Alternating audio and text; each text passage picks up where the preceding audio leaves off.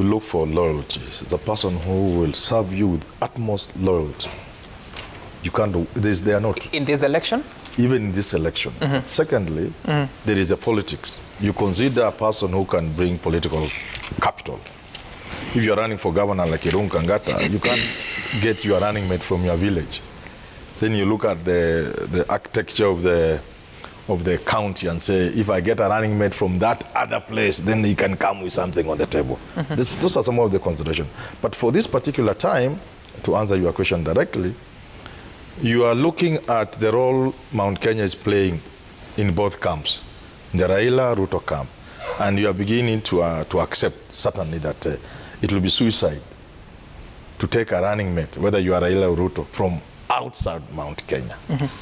You may wish to add other considerations, Mount Kenya East, Mount Kenya West.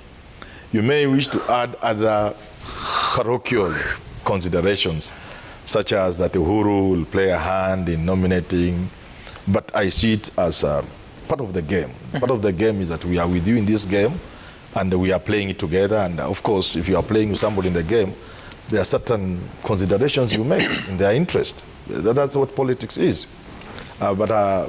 Having said that... Do you see any of this being the running mate for DP Ruto? It is quite possible. It is quite possible, but you see, if you look at Mount Kenya politics, to go and get somebody from Mount Kenya East is to open Mount Kenya West to attack by Uhuru Kenyatta, if you are Ruto. You make it worse by going to the Raka Nidhi. The Mount Kenya politics and how people value others and think of others, if you went to the Raka Nidhi, you are completely out of the picture. But let me comment on the people being told, come at the national scheme, national set. Let others become governors, you will be minister, you'll be things. That is to assume Ruto is winning. And in my all honest opinion, he's the farthest candidate from the presidency this year. What do you mean with that? He's the farthest. Your opinion polls that appear to speak different. The game is just starting. I don't see under what arrangement Ruto can win this president. And I'm very honest and I have nothing against him. I'm just saying the truth. So to be told, even in the Raila camp, let me read Ruto. To be told, leave this for somebody because I'm going to be president and make you minister is to engage in some daydreaming. But Mudhomi Njuki is my friend and I'm sure he could be watching. Let me tell you this, and I'm happy governor is here.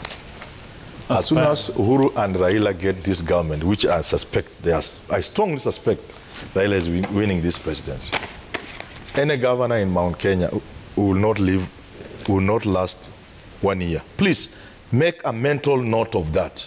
There isn't a governor who will have been elected on the UDA ticket who will survive for a year. Why do you say that? Can I because as soon as... But we have one who's going to be elected. Don't jump out of your skin. Just wait.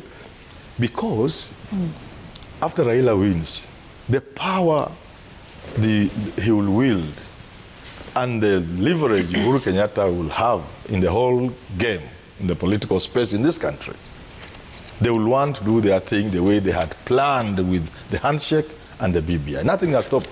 By the way, Gladys, BBI is still on the cards, so it has not been stopped. One of the things they will do is to have complete control, including changing the constitution to do the things they think this country needs. Some of them I believe in. And in order for that to happen, players who have betrayed Uhuru Kenyatta, so to speak, will be the first casualties.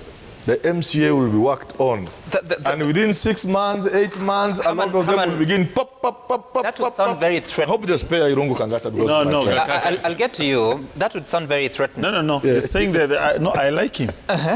If every Kenyan who is watching this show, if there's a reason as to why we should never elect Raila Odinga, you have been given that reason by Professor Manyora. Explain. Thank you. Thank you so much. No. By the way, you have done a very good job. Senator. You have helped us to show us the real Raila Odinga. How?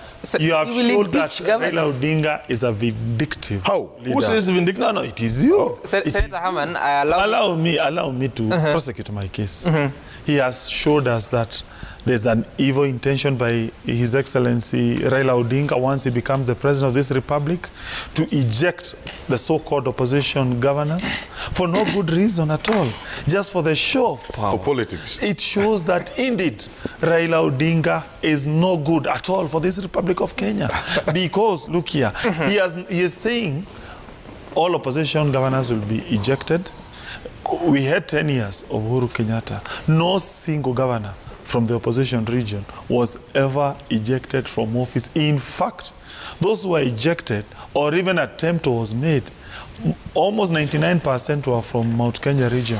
We had Mwangi wa Iria, we had Embu Wambora, we had Sonko, which was successful, we had Waitito, people from his backyard. Okay. So that tells you that indeed there's an evil scheme by the so-called Jubilee Senator ODM Kangata, we need to wreak havoc in this republic by impeaching good-hearted governors who have committed no wrong simply by just opposing a state project. Thank you, Manyora. You have showed us the... Senator,